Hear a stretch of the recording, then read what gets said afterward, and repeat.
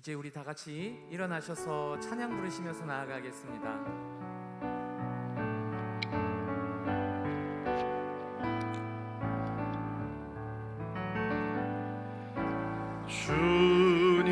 주님의 성령 지금 이곳에 임하소서.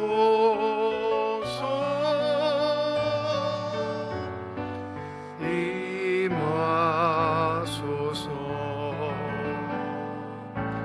주님의 성령 지금 이곳에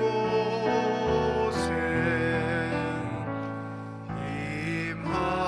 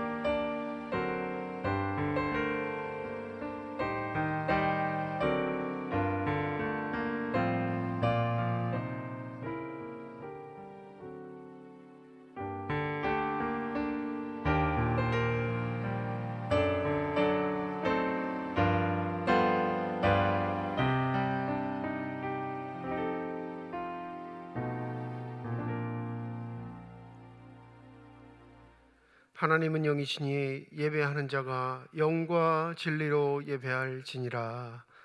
거룩하신 하나님, 거룩한 주일을 맞이하여 주의 전에 나와 예배드리는 주의 백성들의 예배를 기뻐받아 주시옵소서.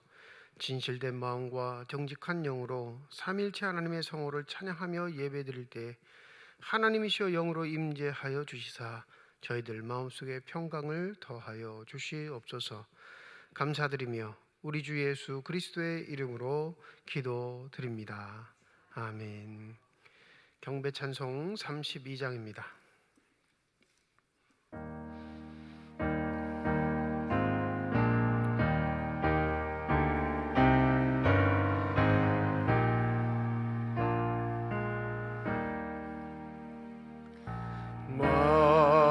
만유의 주제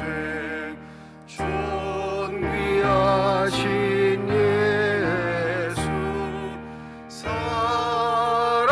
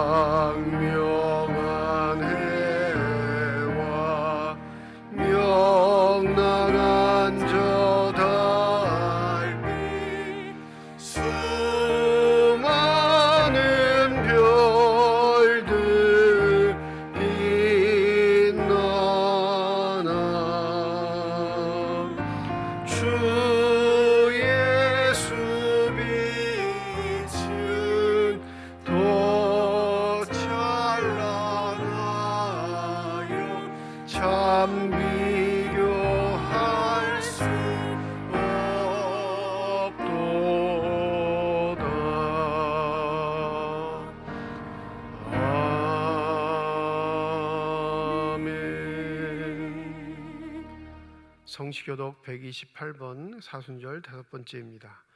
나의 영혼이 잠잠히 하나님만 바라며 나의 구원이 그에게서 나오는도다.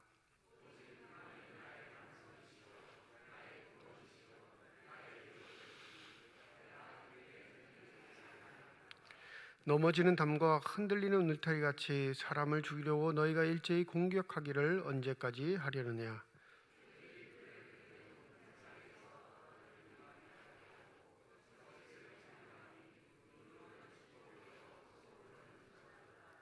나의 영혼아 잠잠히 하나님만 바라라. 무릇 나의 소망이 그로부터 나오는도다.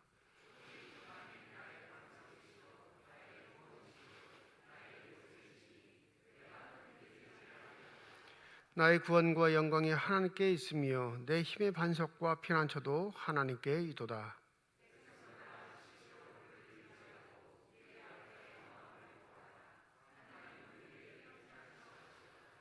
아멘. 지난 한 주간 동안의 삶을 되돌아보며 주님 앞에 참회의 기도를 드립니다.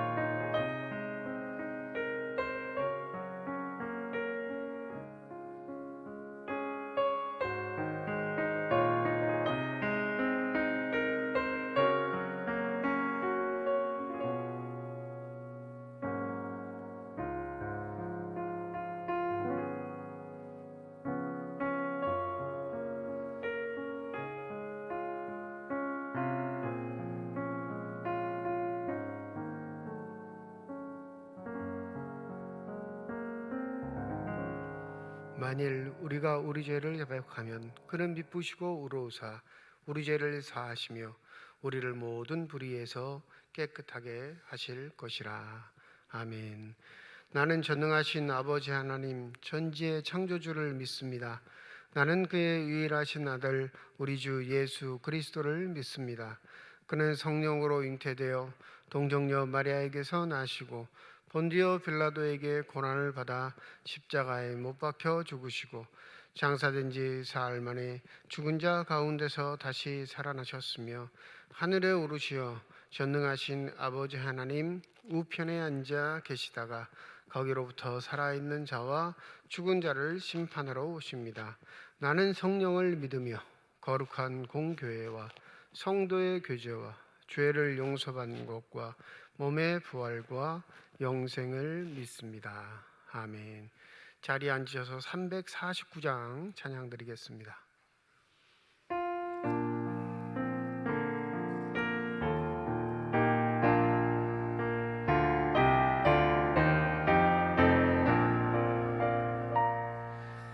나는 예수 따라가는 십자가 군 사람 주 이름 증언하기를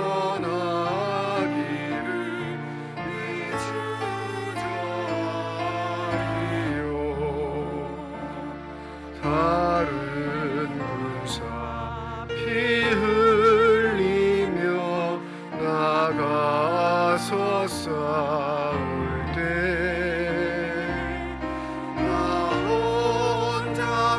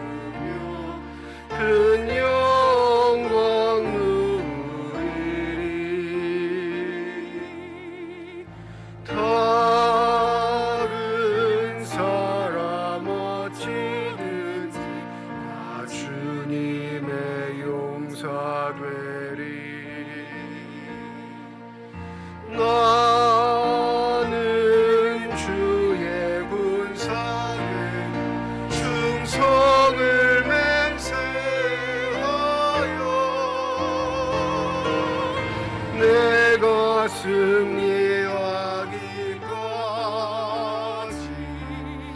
주내로 싸우리. 주님의 용사는 내게 주의 일 맡기소서.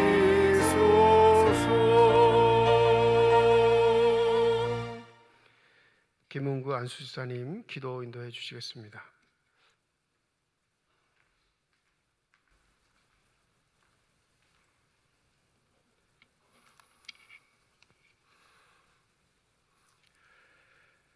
찬양 받으시기 합당하신 하나님, 이 시간 저희가 드리는 예배가 하나님을 기쁘시게 하는 찬양의 예배, 기쁨의 예배, 감사의 예배가 되게 하여 주시옵소서. 주님의 고통은 저희의 허물 때문인 것을 깨달으며 주님의 마음을 알게 하시고 예배의 모든 시간이 감격과 찬양으로 십자가를 바라보는 은혜로운 예배가 되게 하여 주시옵소서. 은혜의 주님, 지난 한 주간도 세상 속에서 지은 죄악들이 있었습니다. 저희 속에 있는 악한 죄악의 뿌리들을 제거시켜 주옵시고 주님을 위해 아낌없이 향유를 부은 마리아처럼 온 마음으로 주님을 섬기며 찬양하는 저희들이 되게 하여 주시옵소서.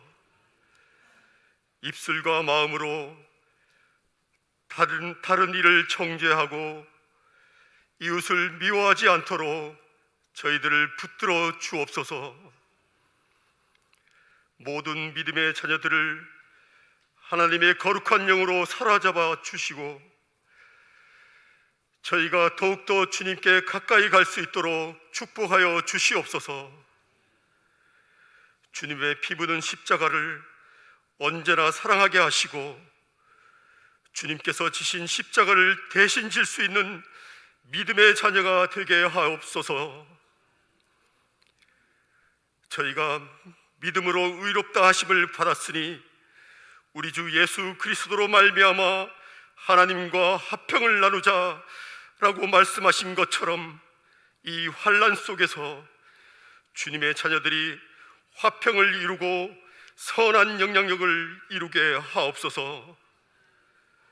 코로나로, 전쟁으로 믿지 않는 이들은 모두가 희망이 없다 하지만 저희는 하나님을 의지하고 나아가는 축복의 자녀들 되게 하옵소서.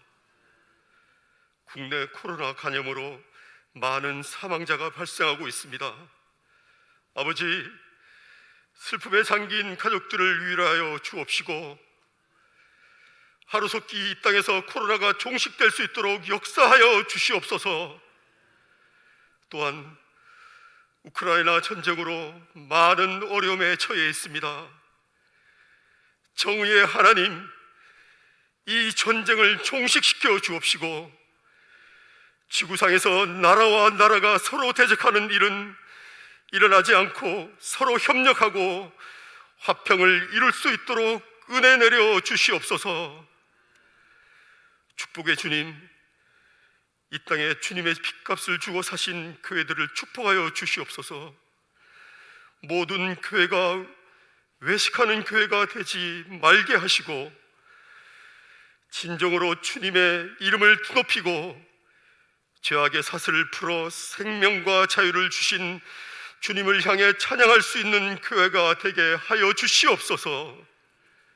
저희 교회가 그 선봉에 서서 넉넉히 감당할 수 있는 교회 되게 축복하여 주시옵소서. 하나님이 내려주시는 풍성한 은혜를 받아 영역을 강하게 하여 주시기를 원합니다. 또한 강구와 없기는 영육간의 질병으로 고통받는 성도들의 기도를 들으시고 응답하여 주시옵소서. 육신의 질병이 떠나게 하시고 더욱 굳센 믿음의 자녀로서 일어설 수 있도록 은혜 내려 주시옵소서. 주님의 교회를 사랑하여 몸을 들여 충성을 하는 성도들이 있습니다. 이 모든 손길 위에 주께서 주시는 기쁨이 충만하게 하시옵소서. 이 예배가 내 영혼이 변화되는 귀한 시간이 되게 하시고 오늘 목사님의 말씀을 통해서 내 영혼이 새로워지는 생명의 시간이 되게 하옵소서. 우리 교회를 부흥시켜 주시고 성도들 모두가 목사님을 섬기며 하나님을 섬길 수 있도록 복을 주시옵소서. 이 민족의 주의 복음으로 하나 되게 하시고 주의 놀라운 사랑 안에서 거하게 하옵소서. 예수님의 이름으로 기도드립니다. 아멘.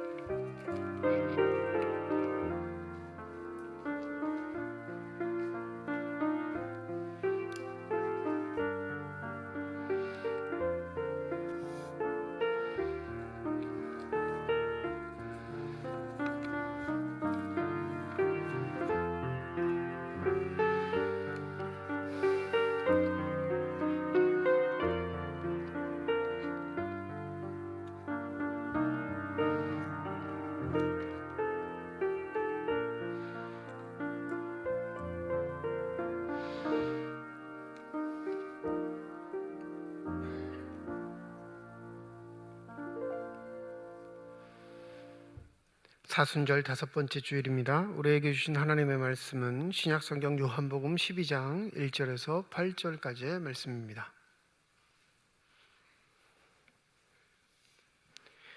신약성경 167페이지 요한복음 12장 1절에서 8절까지의 말씀 제가 봉독합니다.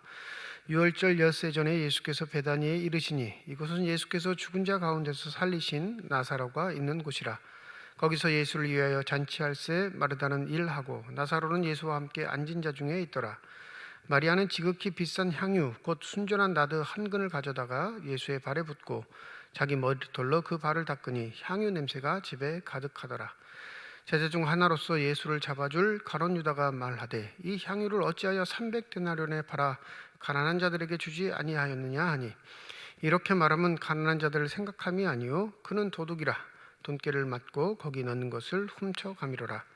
예수께서 이르시되 그를 가만두어 나의 장례날을 위하여 그것을 간직하게 하라.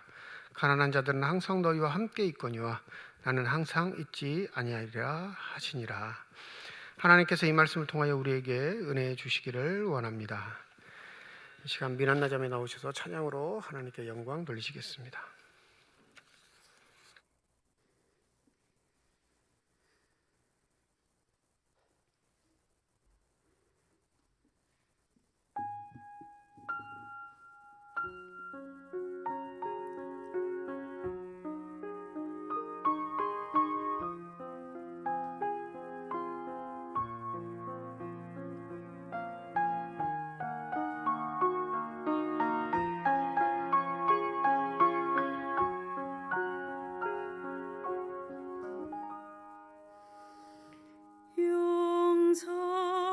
용서받을 수 없는 나의 모든 더러운 죄 주 앞에 나갈 수 없어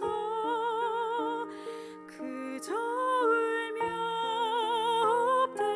엎드리네. 나를 떠나소서 나를 떠나소서.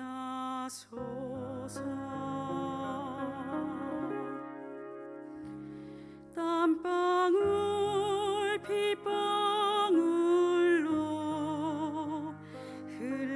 흘리셨던 겟세마네 엎드려 기도하실 때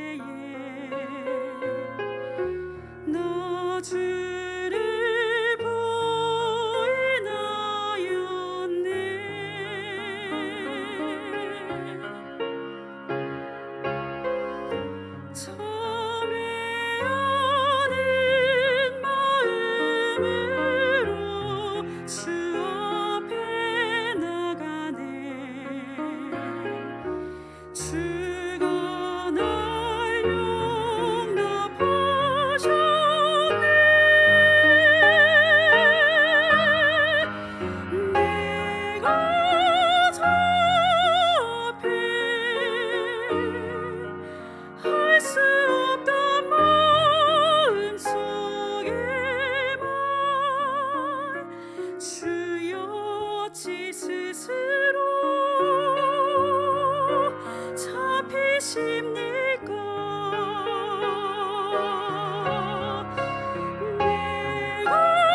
저 앞에 저주하며 했던 거짓말 나는 주를 모른다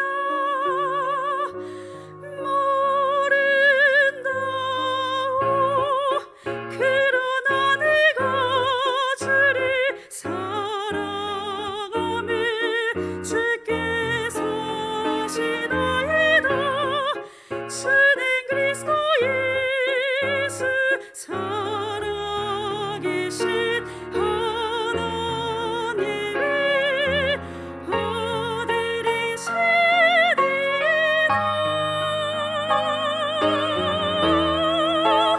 내가 저 앞에 엎드리며 할 수 있는 말 나를 살리시니가 하나님이라 이제 저 앞에 감사하며 고백하는 말 주님 사랑합니다 전심으로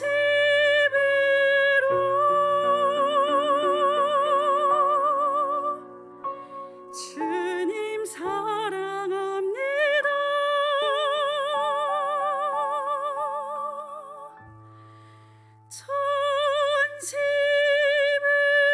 전심으로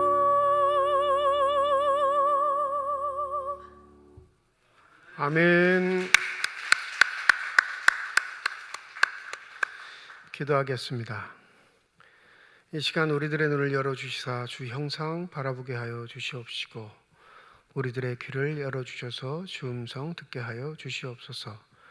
닫혀진 우리의 심령의 문이 성령의 은혜 가운데 활짝 열려지게 하여 주셔서 하나님 아버지 마음속에 품고 계시는 기쁨과 평안과 만족이 넘치는 복된 시간이 되게 하여 주시옵소서. 감사드리며 우리 주 예수 그리스도의 이름으로 기도드립니다. 아멘. 사도라 칭함을 받는 사람 중 요한, 이 사람 아주 독특한 이력이 있습니다.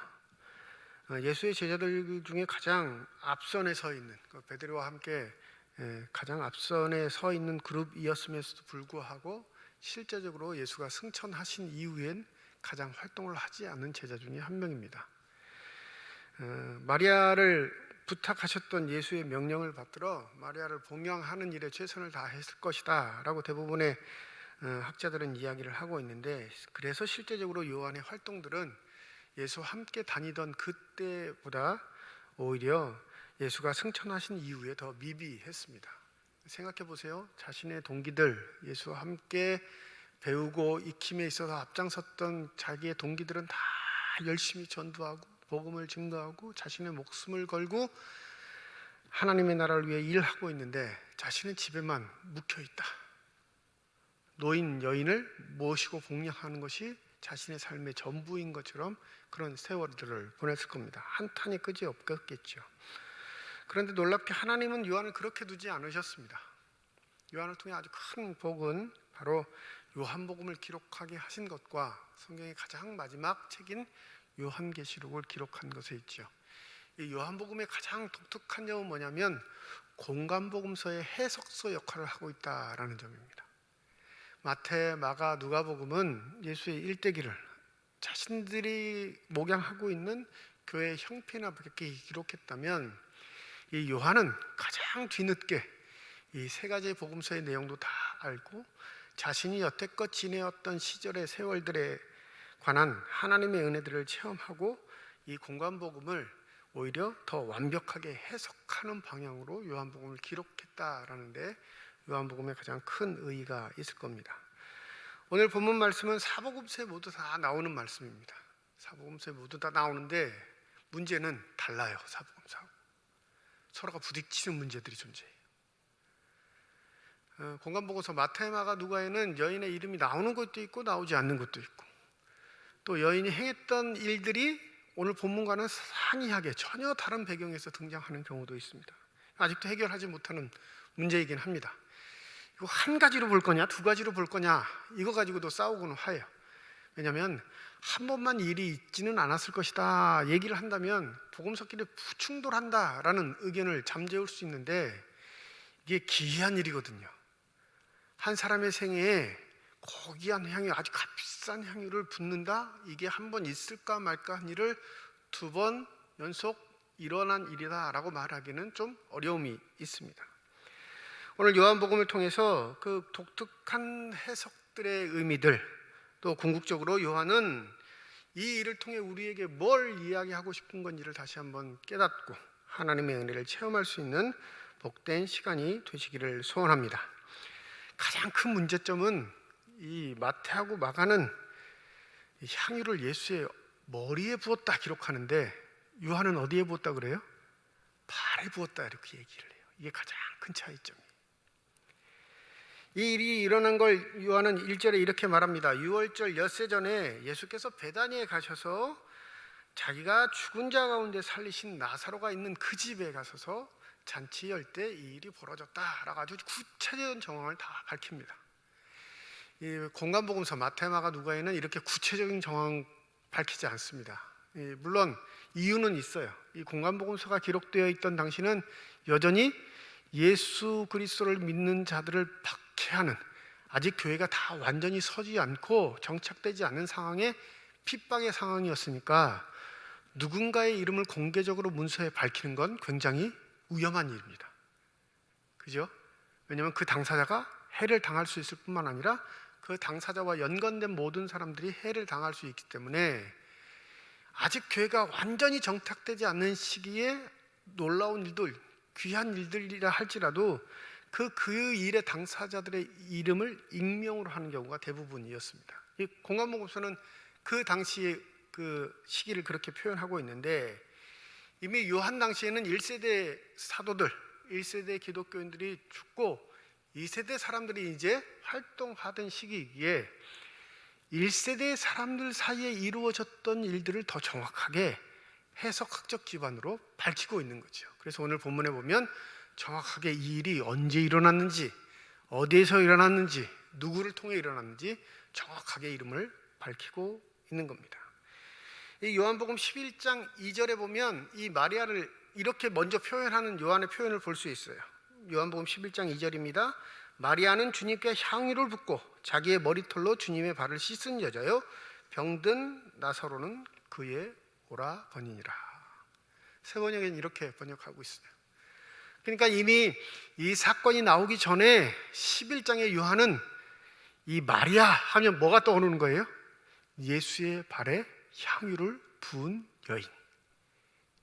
이게 요한의 뇌리 속에 새겨져 있는 겁니다. 충격적인 일이었기 때문에 그렇겠죠. 이 나사로의 부활, 죽은 자가 살아났다라는 이 나사로의 부활은 이때 당시에 사람들에게 굉장히 충격적인 일이기도 했지만, 예수의 입장에서 보면 그 나사로의 부활은 자신의 죽음과 바꾸는 일이었습니다.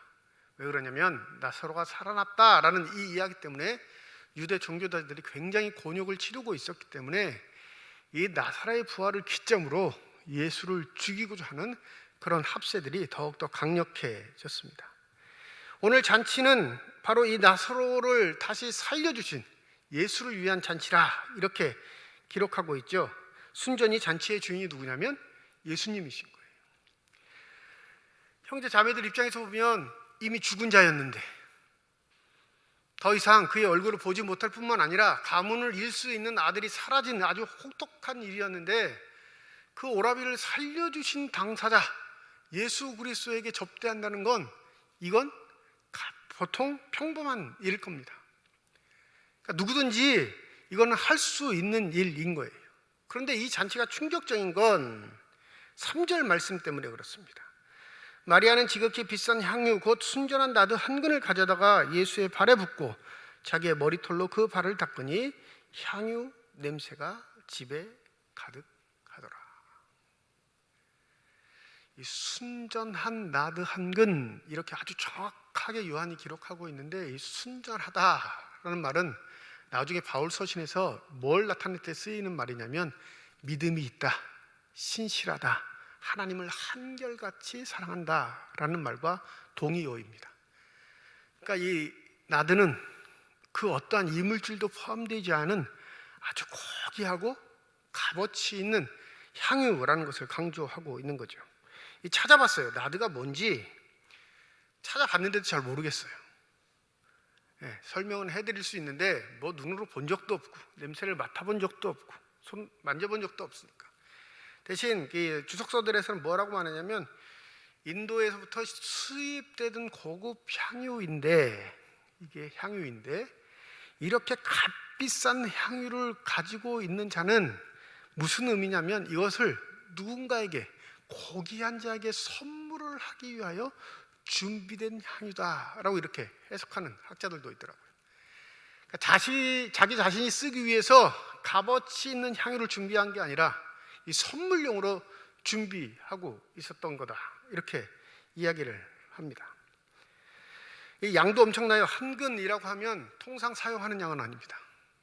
한 사람에게 사용할 수 있는 이상의 양, 어마어마한 양을 표현하기 위해서 한근이라고 하고 있는데, 이 더 충격적인 건 어디에 부었다고요? 발에 부었다는 거예요. 이거 아주 쉽게 해석하자고 학자 중에는 그런 분이 계세요. 예수의 머리로 부은 게 흘러서 발로 내려간 거다. 그러니까 머리로 부은 건 그냥 빼먹고 발로 바로 부은 게 아니라 머리로 부었던 것이 흘러서 발로 간 걸 요한은 발에 집중하여 그렇게 이야기하고 있는 거다, 이렇게 얘기하는데, 그렇게 쉬운 해석의 방법이 있으면 왜 수백 년 동안 이 구절 가지고 싸우겠어요? 그게 아니니까 싸우는 거죠. 요한은 얘기하고 싶은 게 있었던 거예요. 보통 기름, 향유를 붓는다라는 그 대상이 되는 자는 구약의 전통에 보면 왕이나 선지자나 제사장일 때 그렇게 합니다. 근데 이때 왕, 선지자, 제사장에게 기름을 부을 때는 발에 붓지 않아요. 어디에 붓냐면 머리에 부어요. 우리가 통상 지금으로는 임직식 이렇게 말하는데, 이 기름 부음이 바로 안수식과 같은 거죠. 상징적인 겁니다. 하나님이 그를 왕으로, 제사장으로, 선지자로 삼으셨다. 그래서 보편적으로 머리에 붓는 게 일상적입니다. 그런데 이 발에 붓는다는 건 구약적 전통에 전혀 없는 거예요. 유대인들에게는 생소한 일입니다. 그것도 무엇이냐면 일반인들은 갖기 힘든 아주 부유한 층이나 가질 수 있는 이 귀한 향유를 가장 인간의 신체에서 더럽다고 여겨지는, 그리고 그 발을 다루는 대상도 노예 중에도 가장 하층 노예가 하는 일, 발 닦는 일은 가장 하층 노예가 하거든요. 그런 더러운 일들에 가장 고귀한 것이 쓰였다? 이건 매치가 되지 않는 거예요. 어울리지 않는 거죠. 그럼에도 불구하고 요한이 이 마리아는 그 순전한 나드 한 근을 예수의 발에 부었다 강조하고 있는 건, 예수의 가장 더러운 가치가 인간이 가장 고상하게 여기는 가치보다 월등하다라는 것을 이야기하고 싶은 겁니다. 믿으십니까? 예수께 있는 모든 가치, 그 신체적인 부위에 있어서 발이 예수에 있어서 가장 더럽고 추하고 누추한 곳일지라도, 인간의 시선을 봤을 때 가장 값어치 없는 것이라 여겨질지라도 그 값어치는 인간이 가지고 있는 가장 고귀하고 값비싼 것보다 아름답고 복되다라는 것을 강조하고 싶었던 거죠. 이게 바로 예수를 따르는 제자들이 가져야 할 고유한 제자의식, 믿음의 특성이라는 것을 요한은 강조하고 있는 겁니다. 마리아는 이 향유의 값어치의 기준을 둔 게 아니라 어디에 값어치를 뒀을까요? 이걸 예수께 쓸 수 있다는 것에 값어치를 둔 인생이에요. 이 향유를 먼저 준비하고 뭐 한 번에 다 샀는지 아니면 조금씩 조금씩 사서 모아두었던 건지 그건 정확히 기록에 나와 있지 않지만 이렇게 모아두는 과정을 통해서 그는 가장 고귀하고 아름다운 일에 써야겠다라고 생각했을 겁니다. 자신이 값어치 있게 여기는 이것이 가장 아름답게 쓰일 수 있는 방법, 그것을 발견했는데 그게 뭐냐면 예수께 사용하는 거예요. 그게 이 여인의 믿음이었고 이 여인 마음속에 새겨져 있는 고귀한 사랑이었습니다. 그러니 진정한 예수를 사랑하는 제자라면 내가 가지고 있는 값어치를 따지는 신앙이 아닌 이것이 하나님께서 사용하시는, 또 그 아들 예수 그리스도를 통해 사용되어지는 일에 더 값진 의미를 가져야 그를 진정 하나님이 사랑하시고 아끼시는 제자라 말할 수 있는 줄 믿습니다. 그런데 우리는 종종 흔들려요. 뭐가 흔들리냐면 이게 내가 갖고 있는 게 고귀한 거고 값비싼 거면 이것에 가치를 둘 때가 너무 많다라는 거예요. 주저합니다. 그 주저하는 사람이 오늘 본문에 한 명 등장하죠. 누구죠? 가룟 유다예요.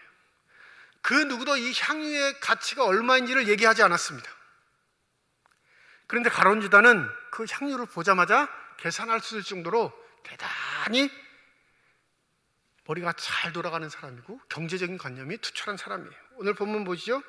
4절입니다. 제자 중 하나로서 예수를 잡아줄 가룟 유다가 말하되, 보세요. 유다를 소개할 때도 요한은 해석을 덧붙입니다. 이미 뒤에 일어날 일인데, 한참 뒤에 일어날 일인데 이미 말하고 있는 거예요. 이 사람 누구냐면 예수 팔 사람. 이러면서 해석을 자꾸 덧붙여요. 그런데 이 유다가 뭐라고 하죠? 5절입니다. 이 향유를 어찌 300가나니온에 팔아 가난한 자들에게 주지 아니하였느냐. 가룟 유다가 생각하는 지금의 이 일은 낭비 그 이상의 일인 거예요. 가룟 유다의 시선에서 이 여인의 행동은 믿음에 대한 가치를 갖고 있는 고귀한 행동이 아니라 전혀 값어치 없는 행동, 사람으로서는 상상할 수 없는 일을 벌인 행동이라 그렇게 판단하고 있는 거죠. 야, 그 값싼 걸 더 아름답게 고귀하게 사용할 수 있는 방법이 있어. 가난한 자에게 나눠주는 거예요. 그는 얼마나 효율적이겠니? 얼마나 귀한 일이겠니? 이렇게 표면적으로 말하고 있는 겁니다. 유다의 시선은 예수에게 가 있지 않아요. 유다의 시선은 이 물건에 가 있습니다. 이게 마리아와 유다 사이의 큰 간격입니다. 혹여 내가 무슨 일인가 기도를 하고 작정하고 하나님께 음성을 듣고 그것에 대한 열망을 품고 하나님께 드림에 있어 그 마음이 변질된다고 하면 여러분의 마음은 하나님께 있는 게 아니라 그 물질에 있는 거예요. 그러니까 흔들리는 거예요.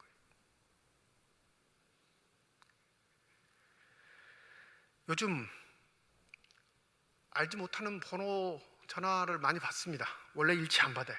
제 핸드폰에 저장되어 있는 이름으로 뜬 전화 아니면 절대 안 받습니다. 뭐 급하면 자기가 문자를 보내겠지, 이 태도예요. 저는 하도 이상한 전화가 많이 오니까 전화번호를 바꿀까 이 생각도 했는데, 그러면 일이 너무 커져서 그냥 등록되어 있지 않는 전화는 안 받아요. 근데 요새는 받습니다. 왜 그러냐면 산불 때문에.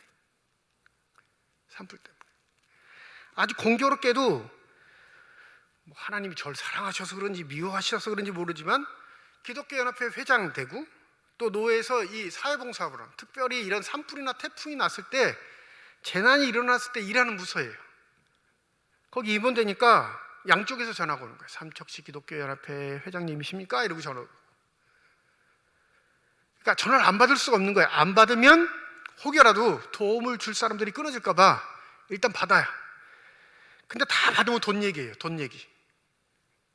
대출이 필요하십니까? 이런 전화도 오고. 돈은 필요한데 대출은 필요 없어요. 그러고 끊어요. 산불 때문에 이제 피해 보시는 분들 이제 자초지종을 물어보는 거예요. 한 교회는 한 달 동안 매주 전화를 해요. 한 주일에 한 2번씩. 요즘은 요즘은 그걸 왜 자꾸 물어보는지 모르겠어요. 요즘은 어떠냐고. 똑같다고. 그러고 끊고. 그 다음 주 되면 또 요즘은 어떠냐. 또 끊어요. 되게 귀찮게 하더라고요. 지난주에 이제 얘기가 끝났어요. 이분들 뜻은 알겠어요. 이분들 뜻은 뭐냐면 돈으로는 지원하지 않는데요. 자기들의 원칙이라는 거예요. 돈은 여태껏 사고가 너무 많이 났대요.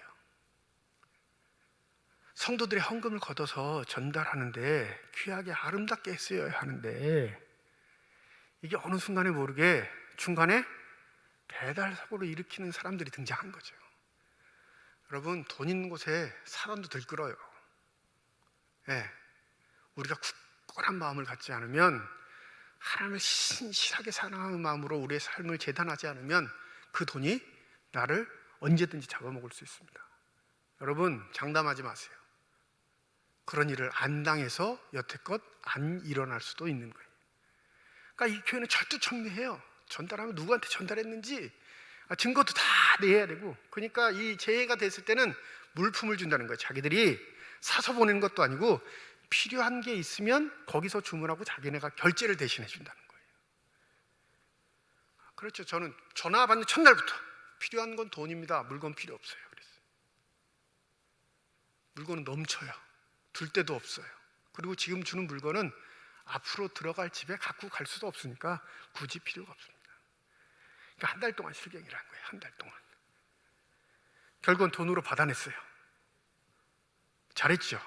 돈으로 받아냈는데 제가 기대하는 그 금액은 아닌 거예요. 어마어마하게 큰 교회거든요. 본인도 알았는지 문자를 보내더라고요. 너무 작아서 죄송합니다. 마음은 정말로 작네요. 그러려다가 감사합니다. 이렇게 문자를 보냈죠. 이 여러 전화를 받으면서, 도움의 전화를 받으면서 무슨 생각이 드냐면 교회가 돈이 없는 것 아니에요. 교회가 마음이 없는 것도 아닙니다. 몇 억씩 돈 문다고 전화하는 사람도 있어요. 그 다음에 전화가 없어서 문제지. 돈은 있는데 어떻게 쓸 줄 모르는 교회가 많이 있다는 걸 알았어요. 사기당해서 또 그 의도와 다르게 쓰여져서 의심해서 정작 하나님은 우리 손에 주었는데 그것을 벌벌 떨면서 잡고만 있는 사람들 교회가 너무 많다는 걸 이번에 깨달았습니다. 왜 이런 일이 벌어지나? 왜 이런 일에 우리가 마음도 뺏기고 시간도 뺏기고 정성도 빼앗겨야 될까? 바로 주님께 집중하지 않고요, 돈에 집중하기 때문에 그런 거예요. 다 생각해보면 일리 있어요. 다 생각해보면 어렵게 살아가는 성도들이 작은 것이든 큰 것이든 하나님의 나라를 위해, 하나님을 위해 쓰이기 위해서 고귀하게 헌금한 거면 고귀하게 쓰여야 한다라는 이 정신은 참 좋은데, 그런데 놀라운 건 우리의 기대와 능력보다 훨씬 더 앞서가시는 하나님의 능력은 배제하고 인간들 스스로 그 모든 걸 다 이루려고 발버둥치니까 주저하게 되는 일인 거죠. 계산만 바른 거예요. 계산만. 보세요. 마리아는 예수 그리스도에게 그 향유를 쓸 때 머리에 붓지 않고 발에 부었습니다. 그리고 그건 자기 오라비가 살아난 기쁨에 대한 감사, 감격, 우리 가족을 챙겨주신 예수 그리스도에 대한 고마움이 표현된 가장 아름답고 고귀한 희생이었습니다. 마리아는 그렇게 받아들인 거예요. 내가 표현할 수 있는 가장 극진한 감사, 내가 표현할 수 있는 가장 극진한 예우가 그 값비싼 향유를 발에 붓는 겁니다. 근데 여러분, 받으시는 예수는 달라요.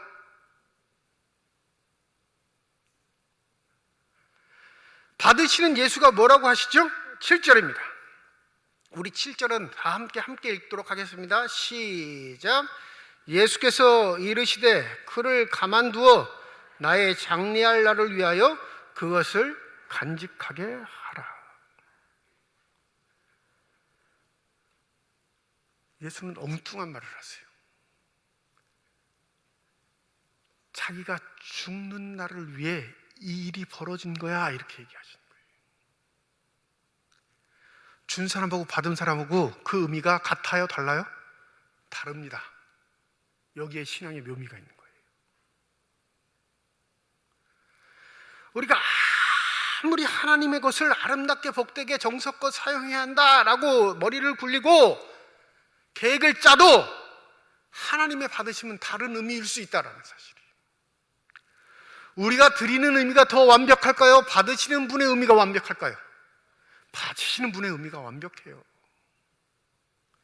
우리가 무엇인가 주고 돕기를 주저주저 하는 것, 혹시 이거 잘못 당하는 거 아니야? 혹시 이거 위용되는 거 아니야? 혹시 이거 도둑질 당하는 거 아니야? 수많은 이야기 생각을 하면서 주저하는 이유는 하나님보다 돈에 관심이 있기 때문에 그래요. 도둑심보가 우리에게도 있는 겁니다. 다 뭘로 보여요? 다 도둑놈으로 보이는 거예요. 목사도 도둑놈으로 보이고, 장로도 도둑놈으로 보이고, 집사도 도둑놈으로 보이고, 권사도 도둑으로 보이니까 헌금하기를 주저하는 거예요. 자기 가치 판단이 가장 옳은 것처럼, 정직한 것처럼, 가장 고귀한 것처럼 착각하고 살아가는 거예요. 마리아는 자기 오빠를 살려주신 그 놀라우신 일에 대한 감사의 표현일 뿐이었는데, 예수는 뭐라고 하시냐면, 내 장래를 위해서 이 일이 진행된 거니 그녀를 가만두어라. 그리고 그녀가 지금까지 그것을 고귀하게 간직했던 것도 바로 내 장래를 위함이었던 것이다. 여러분, 정말로 마리아가 이 향유를 모을 때 예수의 죽는 날을 위해서 그 향유를 모았을까요? 아니죠. 누군가에게, 귀한 자에게 선물할 정도의 생각은 했을 거예요. 그러나 그게 직접적으로 예수의 죽음, 그 장례를 위해서 미리 부어지는 향유라는 건 상상도 못했을 겁니다. 그러니 여러분, 우리에게 주시는 재물, 우리가 고귀하게 모으는 시간들, 또 열정들, 그 모든 열매들은 누구 앞에 평가받냐면 하나님 앞에 평가받는다는 사실을 잊지 마시기 바랍니다. 그거 내 것 아니에요. 그것이 내 노력과 열정과 쉼없는 일함으로 얻어진 결과를 할지라도 가장 고귀하고 가치 있고 아름다운 건 그게 하나님께 드림받아 하나님의 일에 아름답게 사용되어질 때 그것은 가장 고상하고 아름다운 가치를 유지할 수 있는 비결이 될 줄 믿습니다. 이 가룟 유다의 말이 그릇되지 않았다라는 걸 예수도 아셔요. 그러니까 뭐라고 하시죠? 8절에 가난한 자들은 항상 너희와 함께 있거니와 나는 항상 있지 아니하니라. 우선순위를 둬. 지금 너의 삶의 길에 가장 먼저 우선순위를 둘 것이 무엇인지 그걸 생각하고 판단해. 그래야 하나님이 너도, 너의 재물도, 너의 삶의 열매도 받으시는 놀라운 축복이 있을 거야. 이 말을 하시는 거예요. 여러분과 저는 어떤 삶을 살아가고 있을까요? 순전한 나도 한 그를 말도 안 되는 발에 부는 여인, 너무나 사치스럽고 낭비벽이 심한 삶이라 치부될 수도 있음에도 불구하고 그건 예수께 온전히 사용되어졌기에 가장 고귀한 예물이 되었습니다.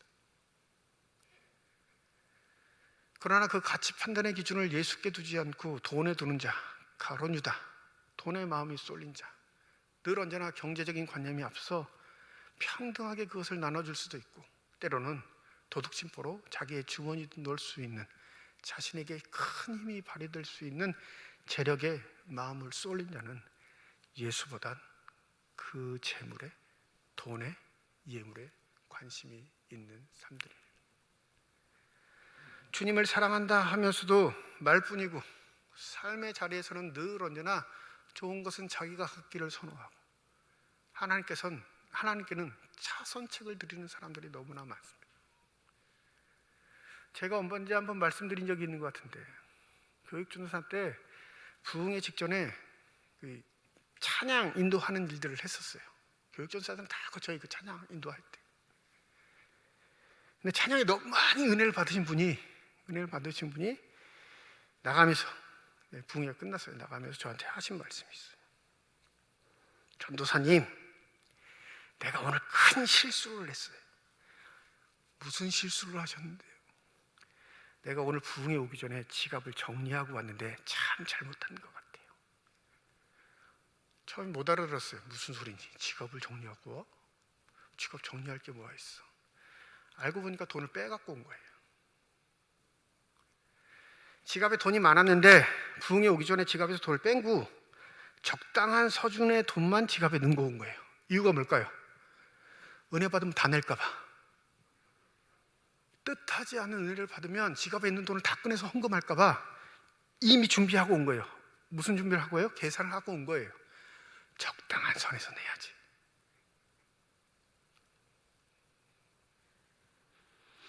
그리고 자기는 하나님께 드렸다고 생각할 거예요.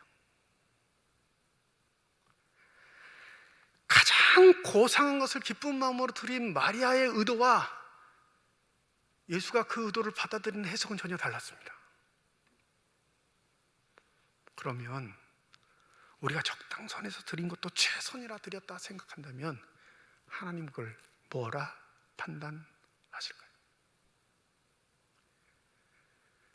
순전한 나다한 건 예수와의 발은 어울리지 않는 조합이지만 이 어울리지 않는 조합을 가장 기쁘게 받으시는 분이 우리 하나님 아버지이신 줄 믿습니다. 여러분은 누구에게 관심이 있으십니까? 예수신가요? 값어치가 있는 것인가요? 부디 저와 여러분 모두가 예수를 선택할 수 있는 복된 삶이 되시기를 소원합니다. 기도하겠습니다.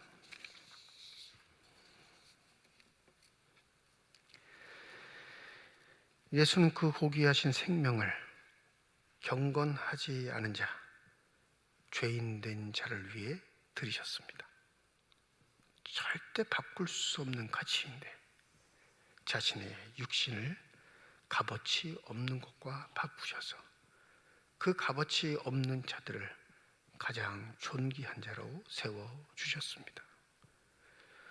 그 존귀한 자가 됐다 말하는 우리 자신, 과연 주님을 내가 가지고 있는 것보다 더 값어치 있게 여기며 살아가고 있는지요? 주여 우리의 완악함을 보시고 긍휼히 여기사 하나님의 은혜를 더하여 주실 때 그 무엇보다도 삼위일체 하나님을 가장 아름답게 사랑할 수 있는 복된 자들이 다 되게 하여 주시옵소서. 감사드리며 우리 주 예수 그리스도의 이름으로 기도드립니다. 아멘. 211장 1절과 4절 부르시면서 준비하신 예물 봉헌하시겠습니다.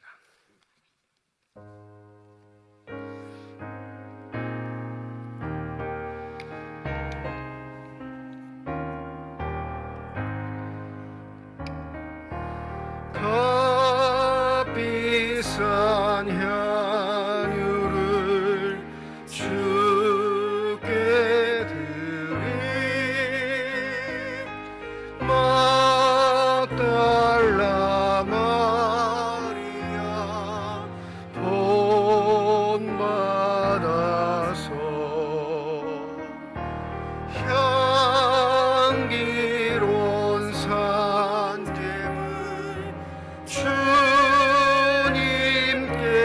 바치리 사랑의 주 내 주님께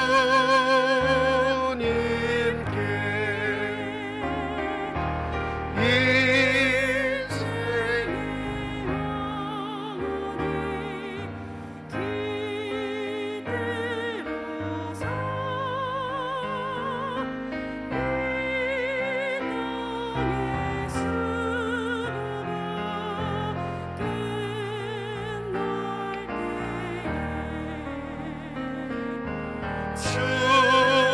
주님을 섬기나 평안히 가리라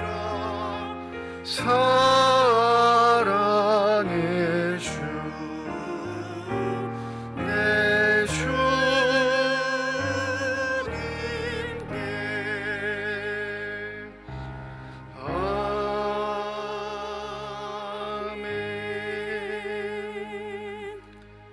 김영숙 집사님 가정에서, 윤정일 집사님 가정에서 무명으로 건축 헌금 드리셨습니다. 하나님 아버지 은혜와 사랑을 진심으로 감사드립니다. 거룩한 주일, 주의 전에 나올 수 있는 은혜와 여건, 형편을 허락하여 주시고 나올 때 빈손으로 나오지 아니하고 주 앞에 드릴 수 있는 예물 있게 하심을 감사드립니다. 11조 헌금으로, 1,000번째 헌금으로, 감사 헌금으로, 성경금으로, 장학 헌금으로, 건축 헌금으로, 구호 헌금으로, 주일 헌금으로 드리는 손길마다 주의 은혜 가운데 복 내려 주시사 이 땅 살아갈 때 필요한 것 채우시는 하나님의 은혜를 누리는 자들이 되게 하여 주시옵시고 살아가는 동안 후에 나누고 베풀 수 있는 축복의 손길들만이 다 되게 하여 주시옵소서.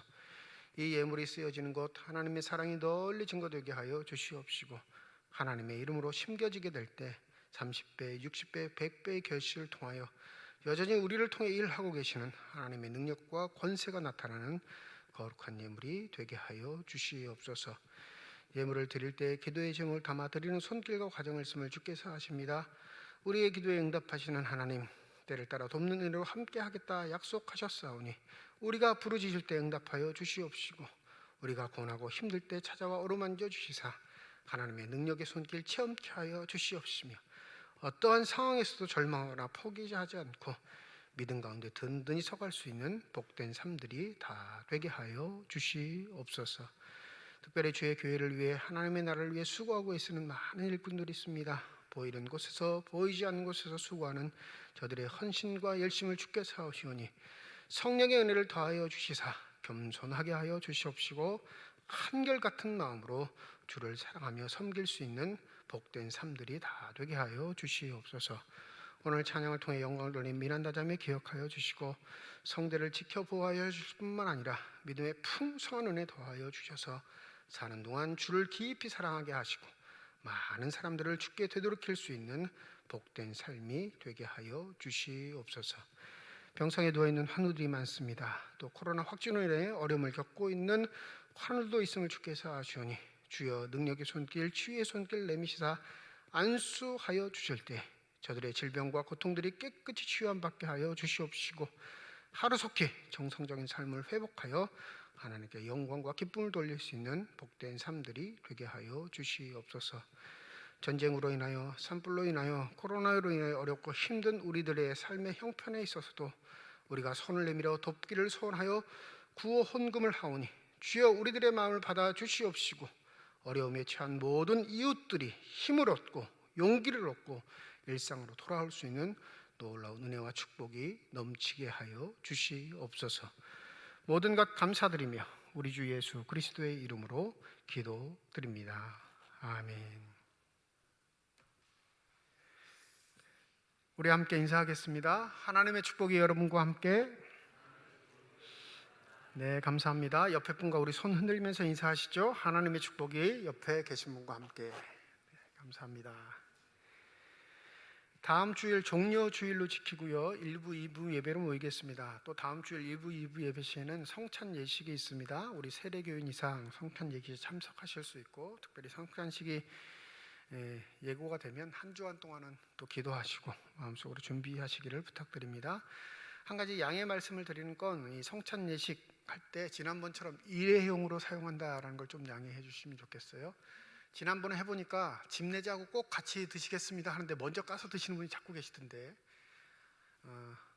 예식 때는 설명하기가 좀 번거로워서 설명을 못 드리니까 여러분에게 나눠드리는 일회용은 그 포도즙하고 전병하고 같이 붙어있는 키트입니다. 그래서 비닐을 2번 벗겨야 돼요. 다음 주에 또 알려드리긴 할 테지만 그래서 이걸 먼저 마시면 누구는 먼저 마스크를 벗어야 되고 또 써야 되고 번거로움이 있으니까 다음 성찬 예식할 때는 떡과 잔을 동시에 한꺼번에 집내자와 함께 드시도록 하겠습니다. 대신 좀 죄송한 건 이게 일회용이어서 그게 여러분께 좀 죄송하긴 하는데 안 하는 것보단 하는 게 더 좋겠다 당해서 이렇게 결정을 해서 다음 주 성찬 예식을 일회용 키트로 진행하도록 하겠습니다. 주중 예배는 새벽 기도와 수요 예배를 모이고 각 예배는 다 299명까지 참석이 가능하십니다. 교회학교 예배는 영상 예배로 드리긴 하지만 부활절을 기점으로 지금 모이는 걸로 준비하도록 하겠습니다. 그래서 한 주간 정도만 여러분 좀 양해해 주시고 우리 교회학교 예배도 부활절을 기점으로 정상화될 수 있게 준비하도록 할 테니까 함께 기도해 주시면 감사하겠습니다. 정기재직회 2부 예배 후에 본당에서 모입니다. 고난주간 특별 새벽기도회 4월 11일 월요일부터 15일 금요일까지 새벽 5시 본당에서 모입니다. 이번 주간 아니고 그 다음 주간입니다. 미리 일정을 살피셔서 한 주간 정도는 하나님 앞에 기도하고 최선을 다할 수 있는 그런 시간들을 맞이하시기를 바랍니다. 우크라이나 전쟁 구호 및 강원도 산불 피해 구호 헌금 다음 주일까지 헌금을 합니다. 기도하시고 함께 동참해 주시면 감사하겠습니다. 오늘 감사할 일을 이시용 집사님 가정에서 범사에 감사해서 강단 양식 준비해 주셨습니다. 집사님의 가정과 자녀들 앞길 위해 하나님의 축복이 함께 하시기를 주님의 이름으로 축원드립니다. 이 시간 다 함께 자리에 일어나셔서 결단 찬양 하나님께 드리겠습니다.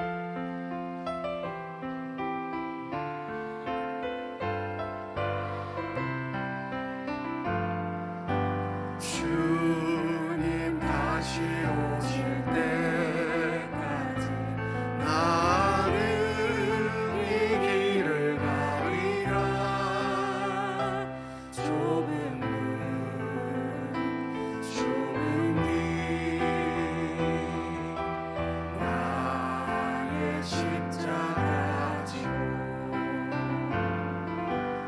나의 가는 이 길 끝에서 나는 주님을 보리라. 영광의 내 주님 나를 맞아주시니 주님 다시 오실 때까지 나는 일어나 달려가리라. 주의 영광 온 땅 덮을 때 나는 일어나 노래하리. 내 사모하는 주님 온 세상 구주시라. 내 사모하는 주님 영광의 왕이시라. 내 사모하는 주님 온 세상 구주시라. 내 사모하는 주님 영광의